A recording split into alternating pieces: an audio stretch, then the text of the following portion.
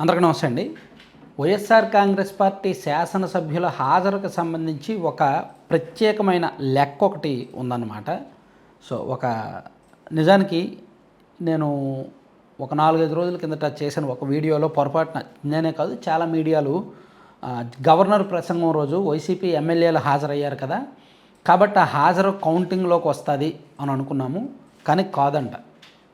ఆ రోజు ఉభయ సభలు హాజరయ్యారు కాబట్టి, ఉభయ సభలు ఉమ్మడి సమావేశం జరిగింది కాబట్టి, గవర్నర్ గారి ప్రసంగం జరిగింది కాబట్టి ఆ రోజు సభ్యుల హాజరు తీసుకోలేదంట. ఆ రోజు సభ్యుల హాజరు కౌంట్ కాదంట. ఆ తర్వాత రోజు జరిగిన శాసనసభ సమావేశాలు ఏఐ ఆధారిత హాజరు వేస్తున్నారు.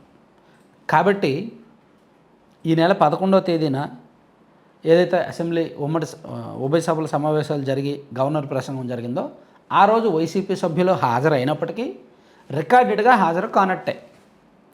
ఆ తర్వాత రోజు నుంచి వాళ్ళు రాలేదు కాబట్టి గొడవలేదు.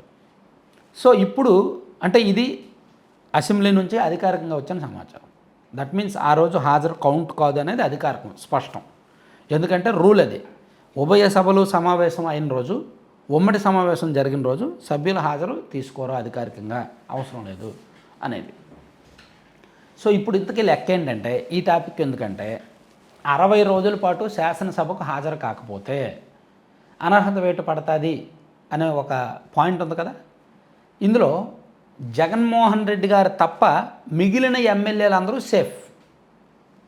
వాళ్ళు జగన్మోహన్ రెడ్డి గారికి తెలిసో తెలియకో అండ్ అధికారికంగానో అనధికారికంగానో దొంగచాటుగానో మొత్తానికి అసెంబ్లీకి వచ్చి రికార్డుల్లో అయితే సంతకం పెట్టారు.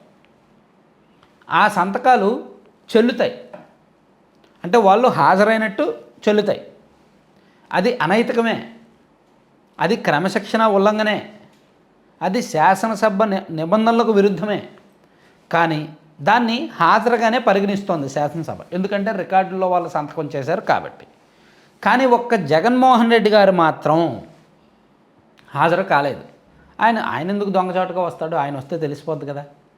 సో వైసీపీ సభ్యులు అందరూ సేఫే ప్రస్తుతానికి. మొత్తం మీద ఈ 48 రోజులకు పైగా జరిగిన శాసనసభ సమావేశాల్లో ఒక్కొక్క వైసీపీ సభ్యుడు 10 రోజులకు పైగా హాజరయ్యారు, ఇంక్లూడింగ్ పెద్దిరెడ్డి గారితో సహా అందరూ హాజరయ్యారు.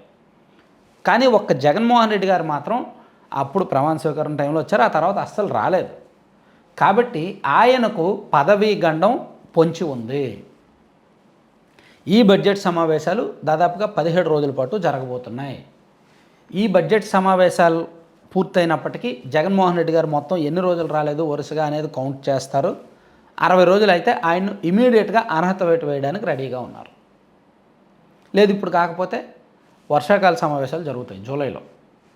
సో అప్పుడు ఖచ్చితంగా అనర్హత వేటు పడుతుంది. అయితే నిబంధనల ప్రకారం అనర్హత వేటు వేసేయచ్చు. రాజ్యాంగంలో 10వ షెడ్యూల్లో 188వ అధికారంలో చాలా స్పష్టంగా ఉంది. ఒక సభ్యుడు 60 రోజుల పాటు అసెంబ్లీకి హాజరు కాకపోతే, స్పీకర్కు ముందస్తు సమాచారం ఇవ్వకపోయినా లేదా అనుమతి తీసుకోకపోయినా అలా హాజరు కాకపోతే అనర్హత వేటు వేయొచ్చు అనే పాయింట్ ఉంది. దాన్ని బేస్ చేసుకొని జగన్మోహన్ రెడ్డి గారిని ఎమ్మెల్యేగా అనర్హుడిగా తీసేస్తారు. అప్పుడు పులివెందుల ఉప ఎన్నిక అనివార్యం అవుతుంది. అయితే ఇది రూల్, కానీ అన్ని రూల్ ప్రకారం జరగవుగా, రాజకీయం ఇన్వాల్వ్ అవుద్ది కదా. సో దీన్ని ఇంప్లిమెంట్ చేయడం అనేది స్పీకర్ల ఇష్టమే. కానీ స్పీకర్లు కూడా ఒక పార్టీలో ఉన్నారు కాబట్టి, పార్టీ లైన్స్కి కట్టుబడి ఉండాలి కాబట్టి, పార్టీ అధినేత చెప్పింది వినాలి కాబట్టి ఇక్కడ అనర్హత వేటు వేస్తారా లేదా అని చంద్రబాబు గారి డెసిషన్. చంద్రబాబు గారు చెప్తే 60 రోజులు దాటింది కదా, ఓకే అనర్హత వేటు వేసేయండి అని ఆయన చెప్తే వీళ్ళు వేసేస్తారు. లేకపోతే జస్ట్ హోల్డ్లో పెడతారు. రూల్ ప్రకారం వేసేయచ్చు, కానీ హోల్డ్లో పెడతారు.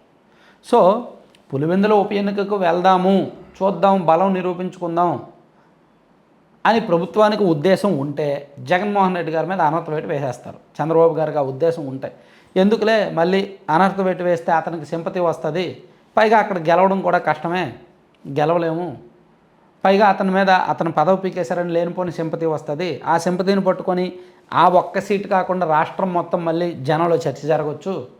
సో అతను ఏదో రాజకీయంగా కక్ష సాధిస్తున్నామని చెప్పి దేశం మొత్తం మరో సంకేతాలు వెళ్ళొచ్చు.